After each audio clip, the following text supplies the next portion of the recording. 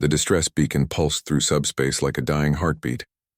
Commander Zeltok of the Galactic Council Emergency Response Division stared at the holographic display with all four of his eyes, his chitinous mandibles clicking in frustration. Another one, his assistant Miravesh whispered, her crystalline form shimmering with anxiety. That's the fifth colony this cycle. The Krithax had struck again. The name alone sent waves of terror through civilized space. They were raiders, slavers, and destroyers, a species that had rejected the Council's offers of peace and had instead carved a bloody path through the Outer Rim territories. Their ships were faster, their weapons more brutal, and their cruelty legendary. The colony on Theta 7 has maybe 6 hours before the Krithax harvest them, Zeltok said, pulling up the data. 2,000 civilians, mostly Vryn farmers and their families. The local defense force was eliminated in the initial attack. Miravesh dimmed noticeably. We don't have any battle fleets within 3 days' travel. By the time we arrive, they'll all be gone, taken or dead. Zeltok's claws scraped against the console.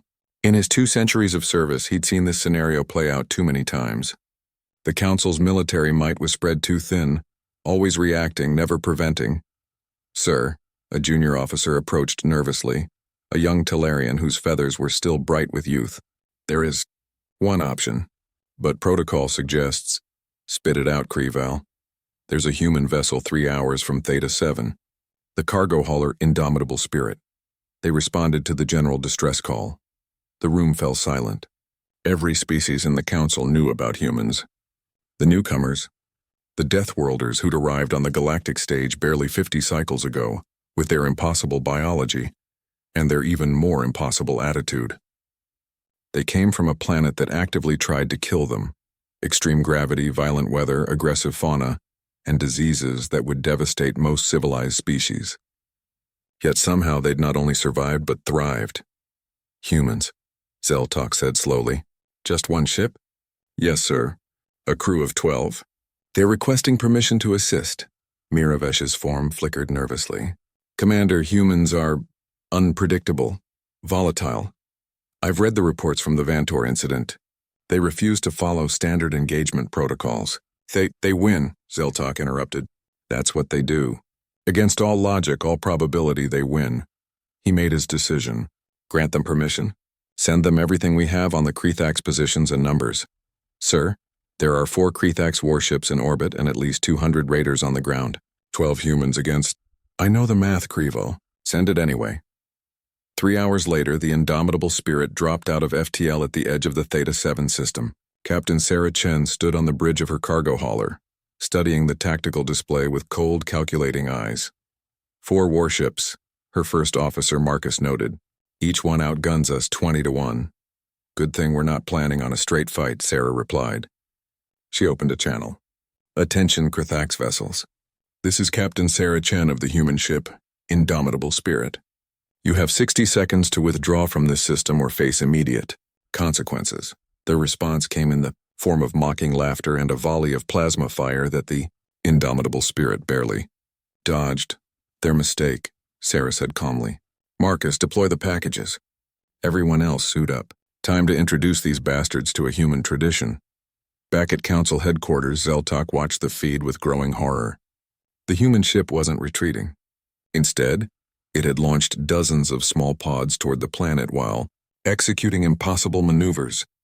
Through the Krithax formation, maneuvers that should have liquefied any living crew from the G-forces involved. What are they doing?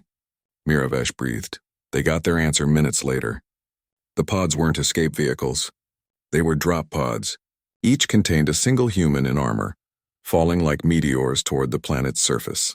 The pods slammed into the ground around the besieged colony with such force that they registered on seismic monitors. What emerged from those pods became the stuff of legend. The Krithax had never encountered humans in combat before. They were used to prey species that fled, that begged, that broke. What they found instead were 12 soldiers who fought with a ferocity that defied comprehension.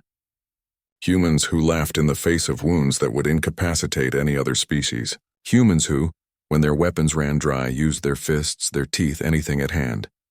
Captain Chen led the assault personally, her armor scarred by plasma fire but still functioning. She found the Krithax commander in the colony's central square, standing over cowering Vryn families.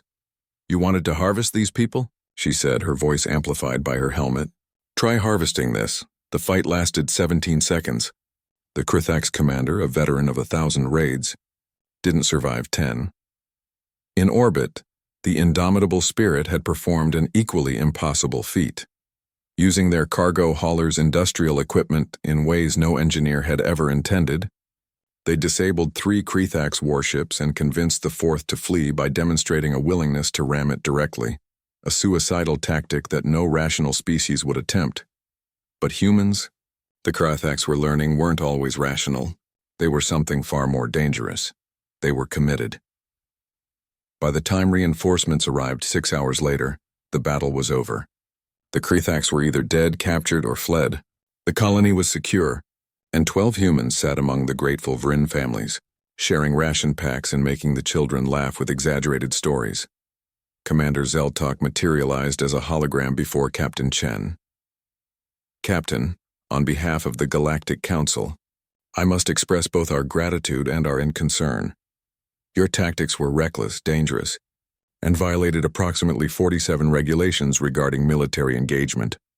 Sarah Chen smiled, that predatory human expression that showed teeth. Commander, you called for help.